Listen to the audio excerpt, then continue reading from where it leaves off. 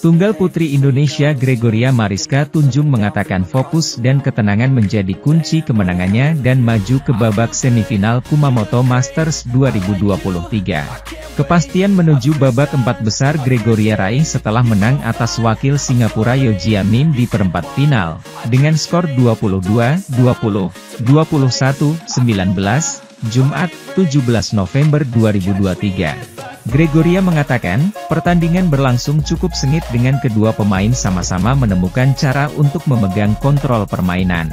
Sehingga, ia menilai kemenangan ditentukan oleh siapa yang bisa lebih tenang dalam merebut poin, terutama di momen krusial.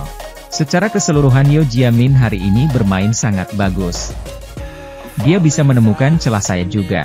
Cuma, tadi dalam permainan, saya akhirnya bisa menang karena bermain lebih tenang, terutama di poin-poin kritis.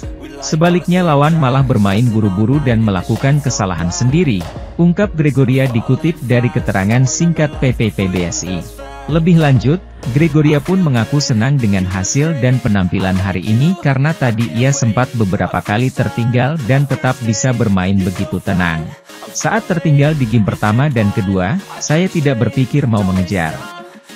Cuma saya mikir ambil poin satu persatu dan jangan melakukan kesalahan sendiri. Tadi lawan juga dapat banyak poin dari kesalahan saya sendiri, kata Gregoria. Saat poin tertinggal saya malah lebih enak mengaturnya. Saya main seadanya dulu dan jangan membuat kesalahan. Justru lawan tidak sabar dan ingin segera cepat-cepat mematikan bola saya, ujarnya menambahkan. Tunggal putri peringkat 7 dunia itu mengatakan, ia juga tampil lebih ekspresif hari ini untuk membuang ketegangan. Lawan juga lebih menekan dibanding dua lawan yang saya hadapi sebelumnya. Mau tidak mau saya harus lepas dari tekanan dulu. Jadi saya ekspresikan dengan berteriak, ungkap dia. Dengan kemenangan ini, maka Gregoria akan bersua dengan Zhang Beiyuan dari Amerika Serikat. Besok lawan Zhang Beiyuan di semifinal, saya harus bersemangat. Apalagi saat ini lawan tengah berada di penampilan terbaik. Saya pun akan mencoba melakukan yang terbaik. Saya punya target semoga bisa main lebih baik dan kemenangan bisa diraih, ujar dia. Sementara itu, langkah pebulu tangkis tunggal putra Indonesia, Jonathan Christie pada turnamen Kumamoto Masters 2023 Jepang terhenti pada babak perempat final setelah sempat memberikan perlawanan sengit pada jagoan Denmark, Victor Axelsen dengan skor akhir 21-15, 18-21, September 21.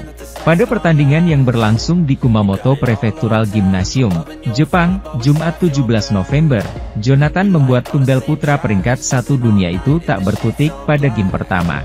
Di awal-awal game pertama saya bermain cukup baik dan kelihatan lawan sedikit bermain kurang nyaman, kata Jonathan dalam rilis resmi PBSI, Jumat 17 November. Jonathan berpeluang besar untuk menang 2 game langsung dan menjadi salah satu dari sedikit tunggal putra dunia yang mampu mengalahkan pebulu tangkis asal Denmark tersebut. Sayangnya pada game kedua ia gagal mengulangi keunggulannya seperti game pertama. Jonathan yang semula unggul 15-14, akhirnya terkejar oleh Axelsen dan kehilangan momentum positif. Tetapi di game kedua sangat disayangkan karena dari game pertama juga pertandingan begitu intensif. Bukan saja dari permainan tetapi juga pikiran. Jadi tidak mudah karena kita tahu Victor adalah pemain berpengalaman dan dia adalah pemain terbaik saat ini, tutur Jonathan. Akibatnya, permainan Jonathan tak bisa kembali ke bentuk terbaiknya pada game ketiga. Axelsen yang semakin solid membangun serangan sukses membuat Jonathan tertekan. Mungkin orang tidak tahu bahwa pikiran dan mental di game kedua juga ikut berpengaruh ke permainan saya. Hasilnya di game ketiga feel saya masih seperti di game kedua, ujarnya. Setelah berjuang selama 72 menit, langkah Jonathan pada turnamen BWF Super 500 itu pun terhenti. Pebulu tangkis tunggal putra Indonesia, Jonathan Christie, meraih kemenangan dramatis untuk melaju ke babak perempat final Japan Masters 2023. Pada pertandingan babak 16 besar, Jonathan berhasil mengalahkan Su Liang dalam pertarungan sengit yang berlangsung selama 3 game.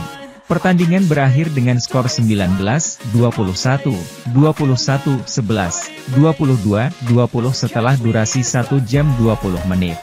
Jonathan, yang awalnya mengalami kesulitan di game pertama, berhasil bangkit dan memenangkan game kedua dengan nyaman. Namun, game ketiga menjadi pertarungan sengit yang memerlukan ketenangan dan strategi yang baik. Puji Tuhan bisa lolos dari kondisi yang tidak gampang dalam pertandingan hari ini. Karena hari ini, embusan angin di lapangan lebih terasa lagi dibanding kemarin, ungkap Jonathan melalui pesan resmi PPPBSI di Jakarta. Jonathan mengakui bahwa lawannya mampu membaca pola permainannya, dan serangan lawan cukup efektif. Kekalahan di game pertama memberikan pelajaran berharga bagi Jonathan, yang kemudian melakukan evaluasi terhadap teknik pukulan, pengembalian, dan strateginya. Pada game ketiga, Jonathan berhasil mempertahankan fokusnya, terutama ketika tertinggal 17-20. Dengan bermain lebih berani dan agresif, ia berhasil meraih 5 poin beruntun, menentukan kemenangan dalam pertandingan yang ketat. Selain itu, lawan juga sudah membaca pola permainan saya. Tadi beberapa kali lawan juga bisa melakukan serangan. Harus diakui serangan-serangannya bagus juga, imbuh Jonathan.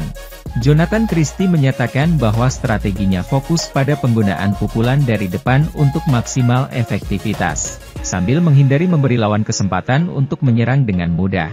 Sementara saya sendiri yang kurang tenang dalam penggunaan teknik pukulan dan strateginya. Dengan begitu, lawan malah jadi lebih mudah dalam menggunakan serangan dan strateginya, tuturnya. Strategi saya hanya fokus ke penggunaan pukulan dari depan untuk semaksimal mungkin, dengan tidak memberi kesempatan lawan untuk gampang menyerang. Saya pun akhirnya bisa lebih agresif dan beberapa kali saya berhasil menambah poin dari permainan depan, pungkas Jonathan. Kemenangan ini membawa Jonathan melangkah ke babak perempat final turnamen level BWF Super 500, di mana ia akan menghadapi unggulan pertama dari Denmark, Viktor Axelsen pada Jumat, 17 November 2023. Sementara itu, pasangan ganda putra Indonesia, Kevin Sanjaya Sukamulyo, Rahmat Hidayat mengutarakan komitmen mereka untuk terus mengembangkan kemampuan dan kualitas permainan meski jadwal bertanding mereka pada tahun ini berakhir di Kumamoto Masters 2023. Setelah tampil di Korea dan Jepang ini masih banyak yang harus ditingkatkan untuk bisa bersaing di level atas. Turnamen di Korea dan Jepang kan juga menjadi tolok ukur sampai di mana kami bisa bersaing, ungkap Kevin seperti dimuat antara.